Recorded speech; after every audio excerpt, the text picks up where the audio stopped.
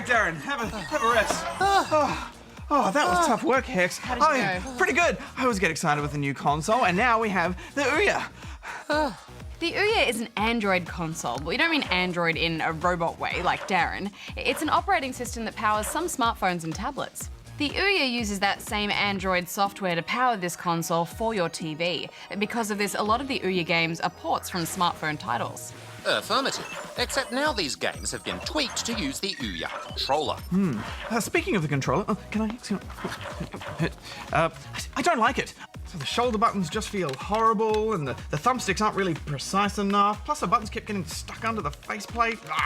Outrageous! Yeah, but considering the console only costs around $100, you don't really expect too much. Plus, the Ouya lets you plug in a 360 controller via USB and Bluetooth the PS3 controller to it, so that's pretty good. That is true, and in fairness, this isn't the latest version of the controller. Apparently, the new version is a little bit better.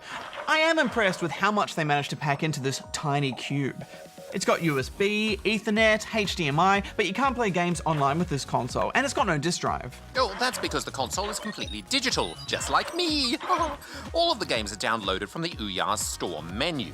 And all of those games are free to play.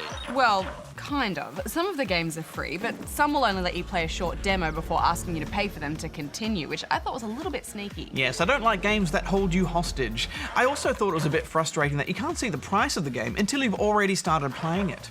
And then you're only one button press away from being billed. I accidentally already purchased one game I didn't mean to, so spawnlings and spawnling parents need to be very careful about that. But I dug into the console's menus and I did find you can put a security code on before purchase, but I absolutely think that should have been on by default. Well, we should move on to the games. First up, we have the puzzle game Polarity. Yes, Darren, you had a special connection with this game, so why don't you explain it? Oh, affirmative. You see, it's all about positive and negative polarities. The game has polarized fields that you can only pass through if you change your polarity. If you're the wrong polarity, you'll simply bounce off it and be unable to pass through. Oh, it's so clever. Yeah, it sure is, especially later in the game when they used these polarized fields as platforms, which you could jump across by quickly flicking your polarity. I wasn't a huge fan of the way the game takes so much influence from Portal, especially the way you use cubes to activate switches. I mean, I love Portal, but this game really needed more of its own identity. Plus, I just don't think they pushed the idea of those polarities far enough. You know, just when the puzzles were getting interesting, the game was over. I know what you mean, it doesn't really feel like a full game. Plus, there are a lot of rough edges, like having to jump across platforms you can't see because they're black on black. Or the way the game forgot I'd purchased it after each level. Seriously, I had to reset the game every level because it kept forgetting that I'd purchased it. Oh, that happened to me too, and it's a real shame because there are some great ideas here. I'm giving it 5.5. I'm gonna give it 5. Now, Beast Boxing Turbo. Like the classic NES Punch-Out game, this is all about 2D boxing biffo. The shoulder buttons dish out a range of jabs, hooks, and uppercuts.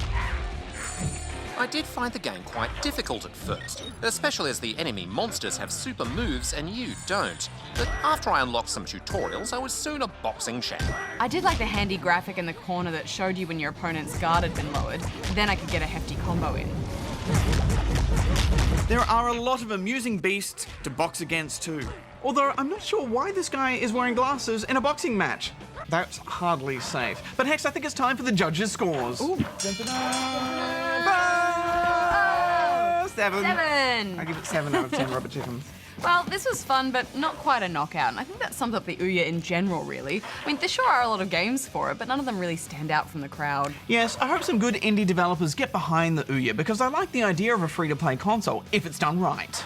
Well, now it's time to catch up with Goose. Well, he's not actually here, Darren, but keep laughing, because Goose has found a comedian with a show all about games.